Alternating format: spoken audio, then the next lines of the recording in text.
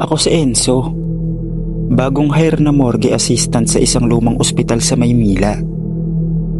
Hindi ako maselan. Lahat ng trabaho, tinatanggap ko na. Nag-deliver ng tubig, nagbuhat ng construction materials, naging janitor.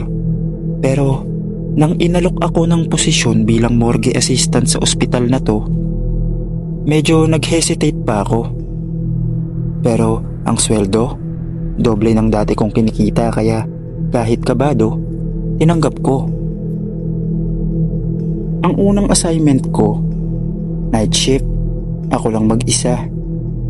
Morgue ng ospital, lumang-luma, may amoy na parang pinagsamang alkohol, bleach, at bulok na laman.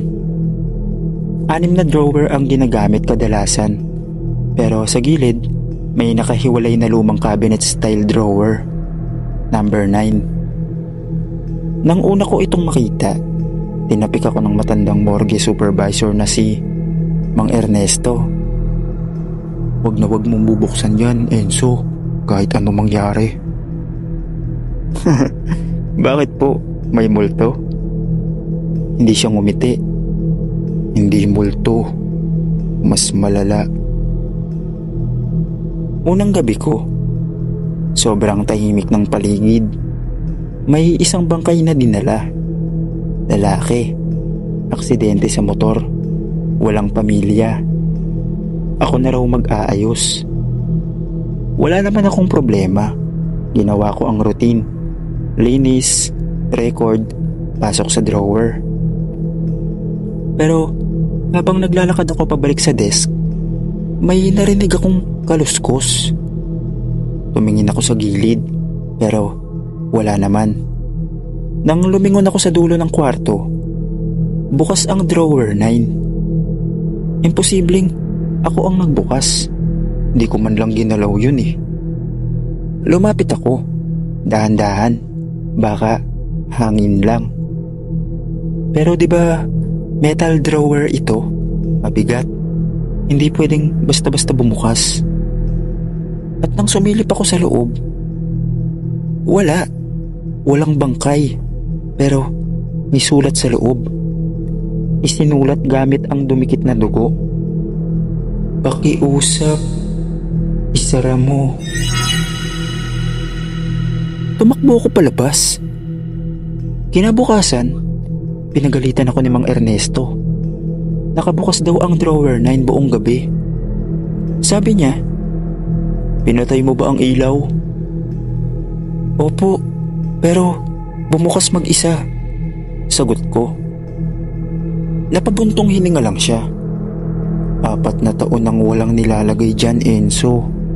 Pero ilang beses na naming sinubukan ipadlock, bumubukas pa rin. Lahat ng taong pinipilit buksan yan, nawawala. Ilang araw ang lumipas. May dumating na bangkay. Babae, nasa 20s. Bigla ang cardiac arrest. Wala sa listahan ng mga pasyente. Walang records. Pero may utos na i-store raw sa morgue pansamantala. Tinanggap ko. Nang lilinisin ko na ang katawan niya, napansin kong nakangiti siya. Bahagyang ngiti, hindi normal sa patay. At sa labi niya, mapapansin mong para siyang galit. Pero pagbalik ko sa opisina, sa monitor ng morgue cam, nakita ko ang katawan niya lumabas mula sa drawer 9. Paano nangyari yun? Hindi ko siya nilagay roon. Muli akong bumalik. Pagbukas ko ng drawer 3, wala na siya roon. Tumakbo ko sa number 9. Bumukas na naman. Pero ngayon, may laman na. At hindi lang basta katawan. Ako ang nasa loob ng drawer 9. Nakadilat, nakangiti, may hiwa sa liig. Bigla akong na-blackout. Pagising ko, Nasa opisina ako ng HR. Sabi nila, nahimatay daw ako habang naglilinis. Wala raw bangkay na babae. Walang entry, walang order. Pero nang balikan ko ang morgue ng palihim, sarado ang lahat ng drawer maliban sa number 9. At sa sulok ng pinto, may nakita akong sulat. Dugo ang gamit. Kasunod ka na. Hindi na ako nag-isip. Lumipat ako ng trabaho kinabukasan. Hindi ako nagdalawang isip na mag-resign. Pero sa panaginip ko gabi-gabi, naririnig ko ang tunog ng nagbubukas na drawer. At isang boses sa dilim ang paulit-ulit na bulong. Pakiusap. Isara mo.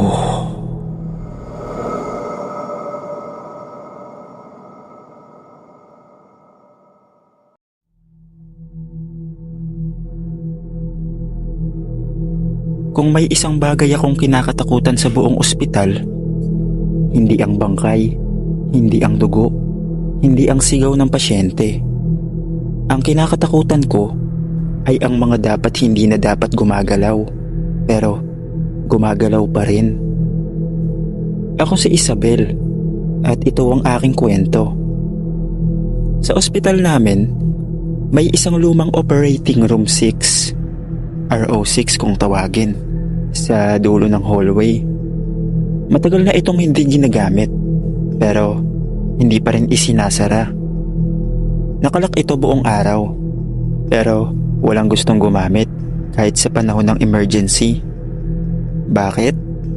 Sapagkat sa loob ng OR6, may isang kwento na pilit naming binabaon sa katahimikan. Noong isang taon, may nangyaring hindi inaasahan. Isang surgical error. Napatay ng isang consultant ang isang pasyente sa OR6. Hindi dahil sa komplikasyon, kundi dahil sa galit. Ayon sa mga narinig naming bulong, nagwala ang pasyente sa gitna ng operasyon. Pero ang totoo, sinakal ng consultant ang pasyente habang nakahiga ito na naka-anesthesia. Nagawa itong itago sa ulat, pero simula noon, may sumpa na raw sa OR6. Bilang bagong resident, wala akong alam sa mga kwentong yon.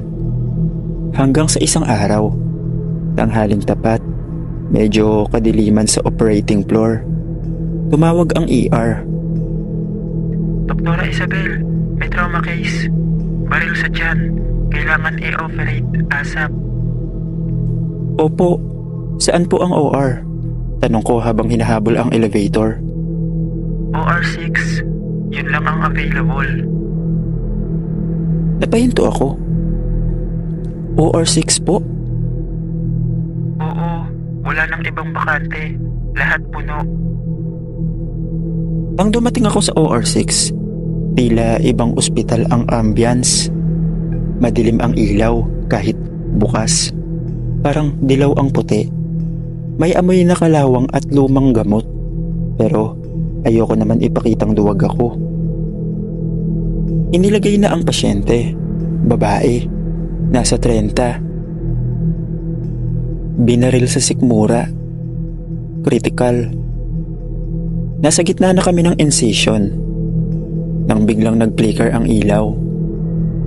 Akala ko power interruption lang. Pero may isang bagay akong napansin. Yung suction machine biglang gumalaw mag-isa. Walang kumokontrol, pero parang hinihigop ang wala.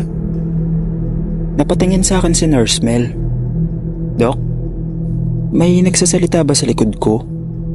Ah? Sabi niya, ulitin mo raw ang hiwa mo. Napatingin ako sa pasyente.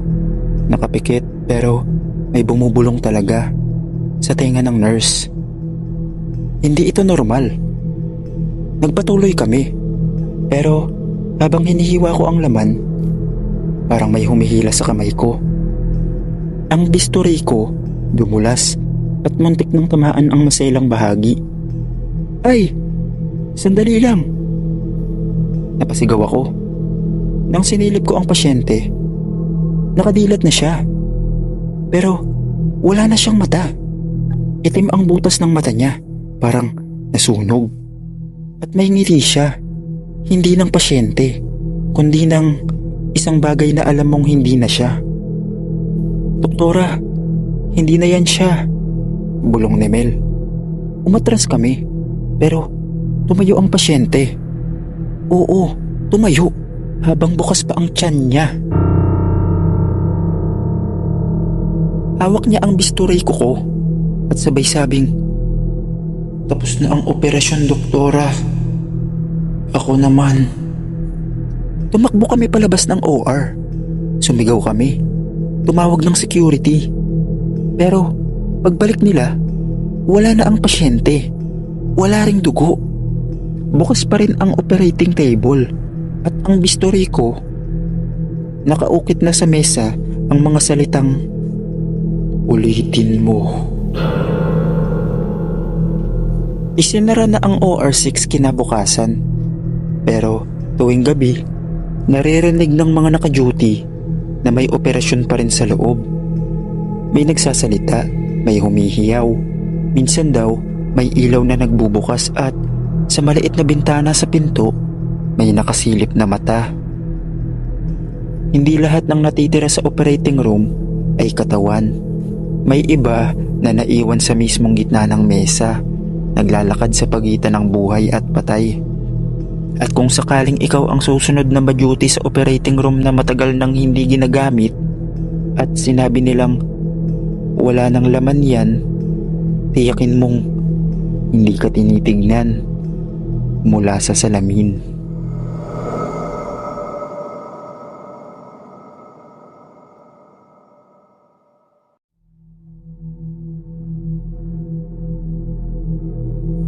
Hindi talaga ako naniniwala sa multo. Hindi dahil wala akong pakialam, kundi dahil ayokong maniwala.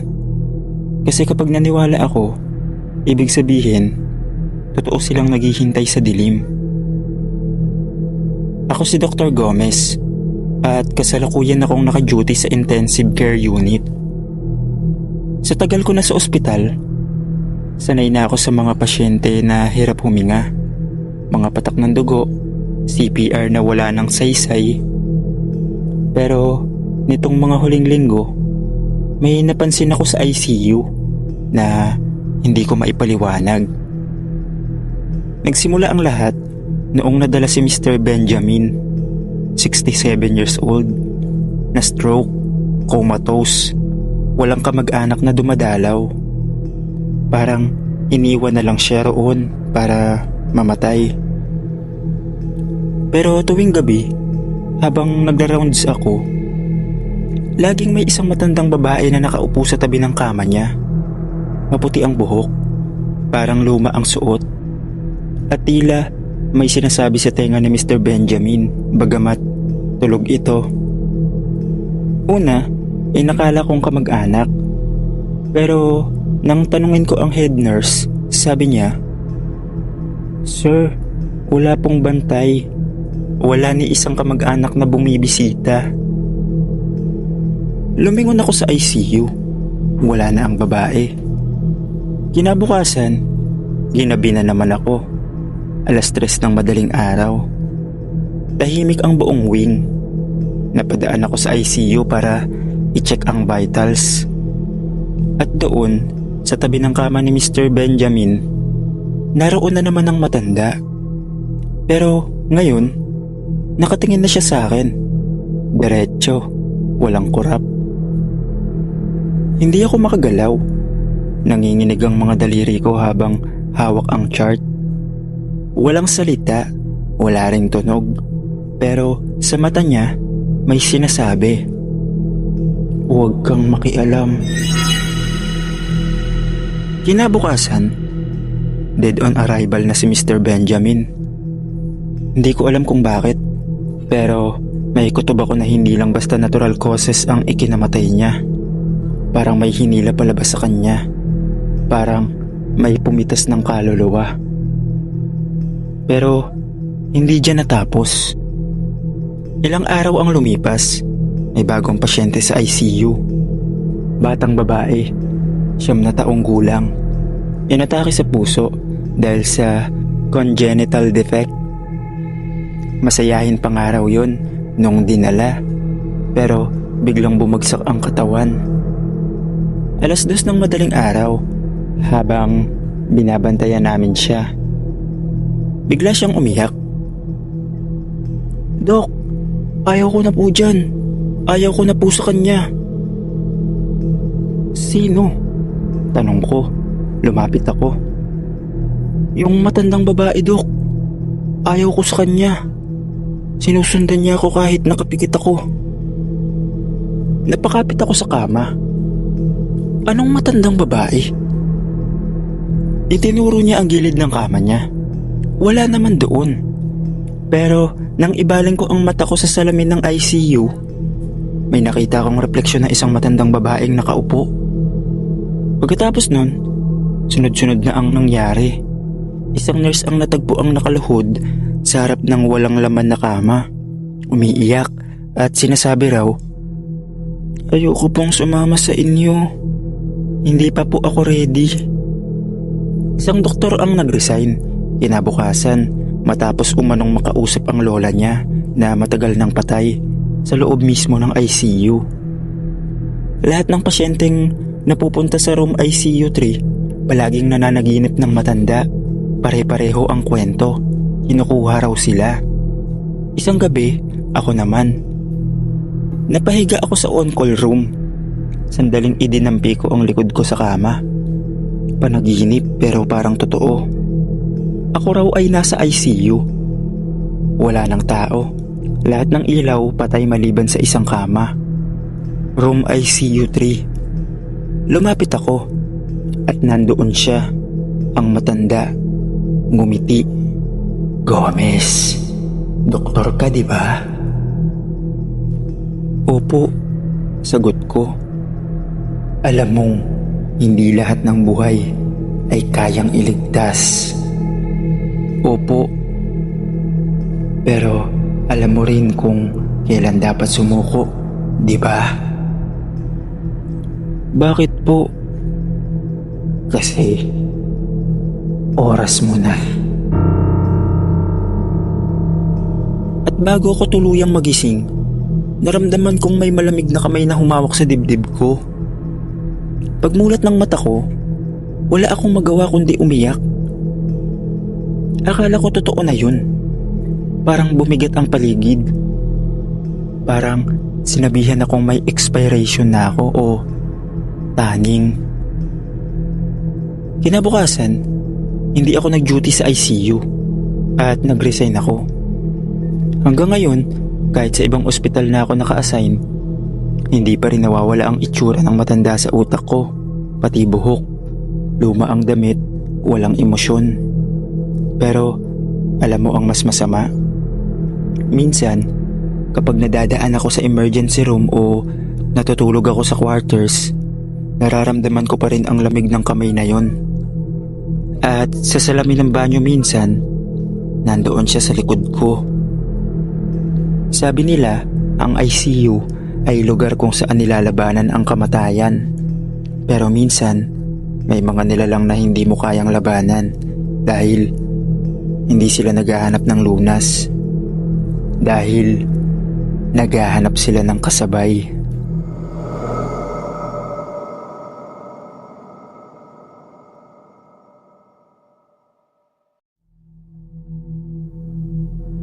Hindi lahat ng ospital ay masigla at puno ng tao.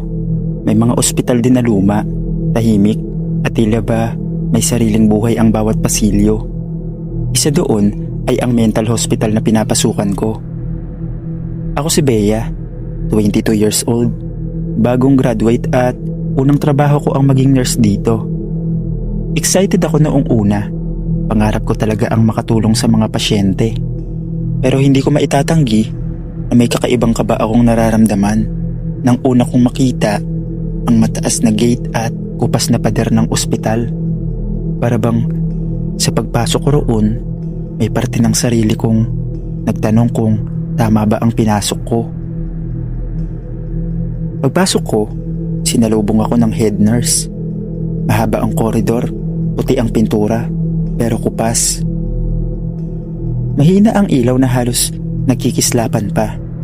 Sa bawat pintong nadadaanan namin, may mga pasyenteng sumisigaw, may nakatulala, at may ilan namang tila walang malay. Sabi ng head nurse, kailangan ko lang daw masanay. Pero may isang kwarto agad na ipinakilala niya sa akin. Diyan muna kita i-assign, Bea. Simple lang, bantayan mo lang siya. Tahimik yan, hindi yan pala away. Mabait pa nga kung tutuusin. At nang sumilip ako, nakita ko ang pasyente. Lalaki, payat, nakaupo lang sa gilid ng kama. Wala siyang imik, walang reaksyon. Parang wala siyang pakialam kung may dumating man. Sa una kong tingin, nakahinga ako ng maluwag. Hindi pala ganun ka-intimidating. Lumipas ang mga oras, sinimulan kong alagaan siya. Dinadalhan ko ng pagkain, binabantayan ko habang natutulog, at minsan, kinakausap ko kahit hindi naman siya sumasagot. Tahimik lang siya lagi, pero sa kakaibang paraan, parang komportable akong kasama siya. Hanggang sa isang gabi, bago ako umuwi, may napansin akong kakaiba. Binuksan ko ang chart niya para mag-check ng details. Doon ako napatigil. Walang kahit anong pangalan, edad o record ng pasyente. Blanko lahat. Napalunok ako. Paano ko aalagaan ang isang pasyenteng parang hindi naman talaga nakalista bilang isa sa kanila? Magdamag akong hindi mapakali matapos ko makita ang chart na walang kahit anong impormasyon tungkol sa pasyente. Kinabukasan, sinubukan kong tanungin ang head nurse tungkol doon. Ma'am, yung pasyente sa room 304, bakit wala pong details sa chart niya? Room 304? Bea, walang pasyente doon. Nanlamig ang buong katawan ko. Hindi ko alam kung nagbibiro ba siya o sinusubukan lang akong takutin bilang bagong nurse. Pero seryoso ang tingin niya.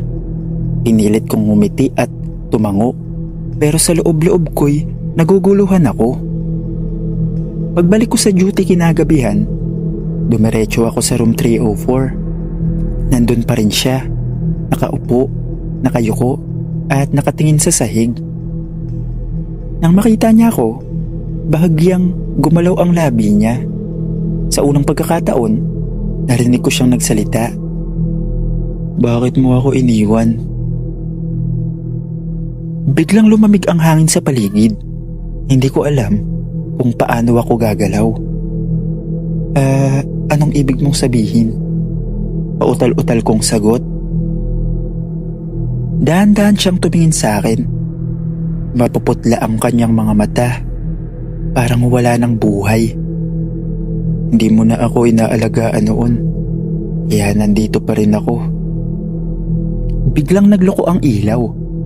Ang paligid ay tila lumabo. At ang katahimikan ng ospital ay nakakabingi. Tumayo siya mula sa kama. Mabagal, pero bawat hakbang niya'y parang gumigiba ng lakas ko. Doon ko napansin, wala siyang anino. Nanlumo ako. Gusto ko sumigaw pero nanigas ang lalamunan ko. Ngumiti siya ng pilit at doon ko nakita ang punit-punit niyang labi. Matagal na kitang hinihintay, Bea. Nagsara ng malakas ang pinto sa likod ko. Pilit kong binubuksan pero ayaw bumukas. Paglingon ko, nasa harap ko na siya. Sobrang lapit. Malamig ang hininga niya sa pisngi ko. Bago pa ako makasigaw, bumulong siya sa tenga ko. Alagaan mo ako hanggang dulo. At biglang nagdilim ang lahat. Pagmulat ko, nasa infirmary na ako. Sabi ng mga katrabaho ko, nakita raw nila akong nakahandusay sa sahig ng room 304, nanginginig at walang malay. Ang mas nakakatakot, sinabit nila na matagal nang walang pasyente sa kwartong yun dahil may isang lalaki raw na nagpakamatay doon. Mga ilang taon na ang nakakalipas. Ilang araw kong pinilit itanggi sa sarili ko ang lahat. Pero bawat gabing dumadaan, naririnig ko pa rin sa isip ko ang boses niya. Paulit-ulit. Alagaan mo ako hanggang dulo. Hindi ko na kinaya. Nagdesisyon ako mag-resign. Kahit mahirap tanggapin na unang trabaho ko pa lang ay tinalikuran ko na. Mas nanaisin ko nang mawala sa lugar na yun kaysa manatiling bihag ng isang presensya na hindi ko maipaliwanag. Lumipas ang ilang buwan, pero dala ko pa rin ang bigat ng karanasan sa mental hospital. Tuwing dumadaan ako sa hospital na bago kong pinapasukan, hindi ko maiwasang isipin kung paano kaya kung hindi ako nag-resign. Baka hanggang ngayon, naroon pa rin ako. Hanggang dito na lang po, Sir Dave. Maraming salamat po.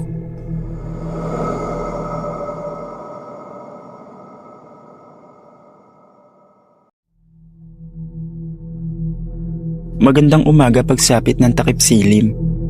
Isa ako sa mga silent listeners nyo. Gusto ko lang ibahagi itong karanasan ko. Tawagin nyo na lang akong Rodel, 25 anyos. Simpleng empleyado lang sa isang kumpanya sa Makati. Tahimik akong tao, wala namang bisyo, at higit sa lahat, hindi ako baliw. Pero isang maling pangyayari ang nagdala sa akin dito, sa lugar na kinakatakutan ng marami, ang mental hospital. Noong gabing yun, inaresto ako ng mga barangay tanod matapos akong makita sa kalye na parang lutang, pasigaw-sigaw. Ang totoo, pagod lang ako, galing trabaho at nakainom ng konti. Pero dahil wala akong kamag-anak na agad na dumating para magsalita sa pabor ko, agad akong dinala rito para obserbahan. Sa unang araw ko pa lang, ramdam ko na hindi ako nababagay dito. Sa paligid, makikita mo ang mga pasyenteng nakatali ang kamay. Ilan ay sumisigaw na parang may kaaway na hindi nakikita. At ang iba naman ay nakatitig lang sa kisame na para bang may sinusundan na anino. Dinala ko sa isang kwarto na may bakal na kama at manipis na kutsyon. Walang kahit anong gamit kundi mesa at upuan. Sabi ng doktor na nag-check sa akin, ilang araw lang daw at lalabas din ako kung wala silang makita. Pero habang naroon ako, pakiramdam ko'y hindi lang mga pasyente ang kasama ko. Unang gabi ko pa lang, nakarinig ako ng mga yapak sa pasilyo. Mabibigat, mabagal. Pagsilip ko sa maliit na bintana ng pinto, wala namang tao. Sa sumunod na gabi, may malamig na boses akong narinig na humahabol sa akin kahit nakapikit ako. Hindi ka na makakatakas dito. Pinilit kong isipin na guni-guni lang yun. Pero habang tumatagal, mas lumalalim ang pakiramdam ko na may mga bagay dito na hindi ko kayang ipaliwanag. At sa loob-loob ko, isang tanong lang ang paulit-ulit. Kung hindi ako baliw, bakit parang unti-unti na akong tinutulak ng lugar na ito para maniwala na baka nga baliw ako? Unang linggo pa lang, ramdam ko na ang bigat ng bawat gabi sa mental hospital. Sa umaga, nakakasabay ko ang ibang pasyente sa kainan. May biglang tatawa, may biglang iiyak, at may nakatitig lang sa akin na parang binabasa ang isip ko. Pero pagdating ng gabi, ibang klase ang katahimikan. Madalas kong naririnig ang mga yapak sa pasilyo. Mabibigat, mababagal, parang may nagbabantay sa labas ng pinto ng kwarto ko. Pero kapag sumisilip ako sa maliit na bintana, wala naman. Hanggang isang gabi, sa halip na yapak, kumakatok na. Unay, mahina lang. Pero habang tumatagal, parang sinusubukan ng basagin ang pinto. Nang magising ako kinabukasan, wala namang bakas ng kahit anong kalmot o tama. Kuwinento ko sa doktor. Sabi niya, epekto lang daw ng stress at pag-aalala. Pero alam ko sa sarili ko, hindi guni-guni yun. Isang gabi, habang nakahiga ako, naramdaman kong may malamig na hangin na dumampi sa liig ko.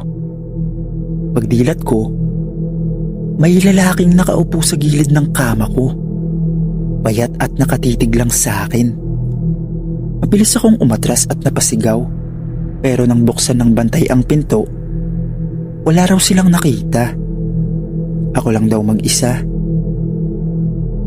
Simula noon, halos gabi-gabing naroon siya. Minsan nakatayo sa sulok ng kwarto, minsan nakasilip mula sa bintana. Hindi siya nagsasalita, pero ramdam ko na gusto niyang iparating na matagal na siyang nakakulong doon. At ang pinakang matinding nangyari, isang madaling araw, nagising ako sa lakas ng sigaw ng mga pasyente sa iba't ibang kwarto. Pagdungaw ko sa maliit na bintana, nagdilim ang buong pasilyo. Ang mga ilaw ay nagpapatay-sindi at isa-isang sumisigaw ang mga pasyente na para bang sabay-sabay silang may nakikita. At doon ko siya nakita muli, yung lalaking multo. Nakatayo siya sa gitna ng koridor, nakatalikod. Pagharap niya, diretso ang tingin niya sa akin. Dahan-dahan niyang inangat ang kamay niya at itinuro ako. Biglang sabay-sabay nagsara ang lahat ng pinto ng pasilyo. Ang huli ko naalala, nawalan ako ng malay. Pagmulat ko, nasa infirmary na ako. Ayon sa mga nurse, inatake raw ako ng matinding panic attack. Pero may isang matandang pasyente na nakalapit sa akin bago ko tuluyang nailabas. Ang sabi niya, "Hindi ka nababaliw, iho. Totoo ang nakikita mo. Isa ka lang sa iilang pinapakitaan nila." Makalipas ang 2 linggo, may nag-claim na kapamilya niya raw ako. Si tita, galing sa probinsya. Napagdesisyonan niyang hindi ako dapat naroon. At nang mailabas niya ako, sumama na ako sa probinsya. At hindi na bumalik kailanman sa lugar na yon. Sa ngayon, hindi na ako naghanap ng trabaho sa labas. Mas pinili ko na lang mag-home-based job. At ngayon, maayos naman na ang buhay ko. Hanggang dito na lang po, Sir Dave. Maraming salamat po.